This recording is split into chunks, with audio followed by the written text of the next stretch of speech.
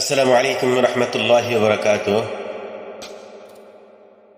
সমস্ত প্রশংসা একমাত্র আল্লাহ তাআলার জন্য, যিনি আমাকে আপনাকে সবাইকে সৃষ্টি করেছেন। হাজারো লক্ষ কোটি শুকরিয়া রব্বে করিমের দরবারে। রব্বে করিম আমাদেরকে রাসূল সাল্লাল্লাহু আলাইহি সাল্লামের উম্মত হিসেবে দুনিয়াতে প্রেরণ করেছেন। এটা সবচেয়ে আমাদের জন্য বড় নিয়ামত পাওয়া। তো যে উদ্দেশ্যে এখানে আমি একটি আয়াত, কোরআনের আয়াত পাঠ করবো ইনশাআল্লাহ। তার আগে সংক্ষিপ্ত কিছু আলোচনা করছি আপনাদের সামনে। আমরা যারা এখনো অন্ধকারে নিমজ্জিত রয়েছি, ঘুমাচ্ছি, অর্থাৎ আমাদের সামনে আমরা যে আদেশ নিষেধ, যে সমস্ত কাজ রয়েছে, আল্লাহ তাআলা কোথায় আদেশ করেছেন, কোথায় নিষেধ করেছেন, আল্লাহ তাআলার ওই আদেশগুলি আমরা মানতে আমরা অক্ষমতা দেখাচ্ছি এবং আমরা নামাজ পড়তে চাই না, আমরা দ্বীনের পথে চলতে চাই না। আমরা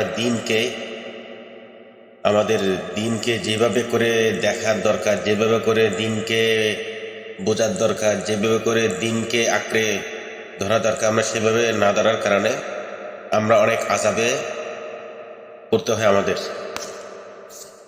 যুগ যুগ ধরে যত নবীরা আসছেন, তাদের উম্মতদেরকে একই দাওয়াত দিয়েছেন, আল্লাহকে আল্লাহর সাথে পরিচয় করে দেওয়া। তো যে সমস্ত কওম আল্লাহর সাথে পরিচয় হতে গিয়ে নবীদেরকে লাঞ্ছনা বশমেওয়া করেছেন এবং নবীদের ইজ্জতের উপর তারা আক্রমণ করেছেন, আল্লাহ তাআলা অথবা আল্লাহ তাআলার কে যারা স্বীকার করে নাই, লা ইলাহা ইল্লাল্লাহ দাওয়াত গ্রহণ করে নাই, আল্লাহ তাআলা তাদেরকে ধ্বংস করে দিয়েছেন ভয়ানক আযাবের মাধ্যমে। তা আমি এখানে সামনে আসতেছে একটি আয়াত, যে সমস্ত কওম, যে সমস্ত জাতিকে আল্লাহ তাআলা ধ্বংস করে দিয়েছেন, আল্লাহ তাআলা বলতেছে তোমরা তাদেরকে স্মরণ করো। তোমরা পূর্ববর্তী যাদেরকে আমি আযাবে কি করে দিছি, ধ্বংস করে দিছি, তো আল্লাহ তাআলা বলতেছে তাদের থেকে আমার থেকে শিক্ষা নিতে বলতেছে। আউযু বিল্লাহি মিনাশ শাইতানির রাজিম। বিসমিল্লাহির রহমানির রহিম।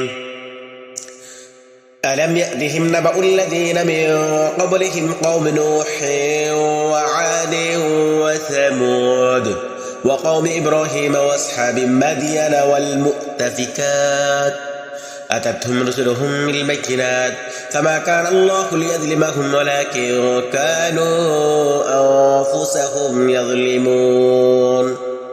অর্থ, তাদের কাছে কি তাদের আগের লোকদের খবর পৌঁছায়নি? অর্থাৎ বুঝাইতে চাইতেছে, তাদের কাছে কি তাদের আগের লোকদের খবর পৌঁছায়নি? নূহের কওম, আদ ও সামুদ, ইব্রাহিমের কওম, মাদায়েনের বাসিন্দা ও ওইসব বস্তি যা উল্টিয়ে ফেলা হয়েছে, তাদের কাছে রাসূলগণ স্পষ্ট নিদর্শন নিয়ে এসেছিলেন। সুতরাং তাদের উপর জুলুম করা আল্লাহর কাছে ছিল না।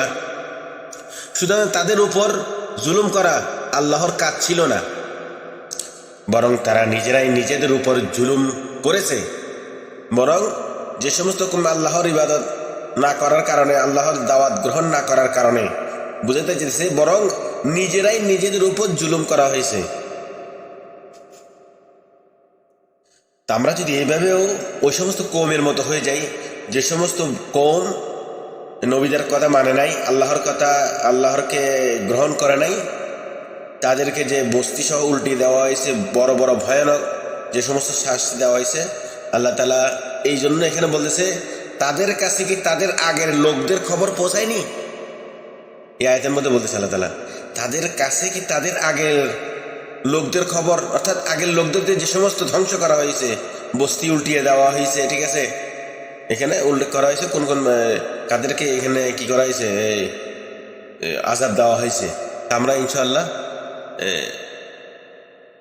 সামনে আল্লাহ তাআলা আমাদের জিন্দেগি যতটুকু রাখছে, এই জিন্দেগি দিন আমরা ইসলামের গণ্ডির ভিতরে থাকি এবং আমরা ইসলামী আদর্শে চলি।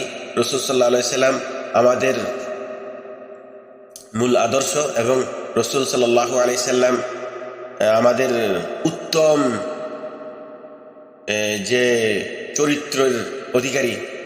আমরা রাসূল সাল্লাল্লাহু আলাইহি সাল্লামের অনুসরণ করবো ইনশাআল্লাহ। ওয়া মা তাওফীক ইল্লা বিল্লাহ।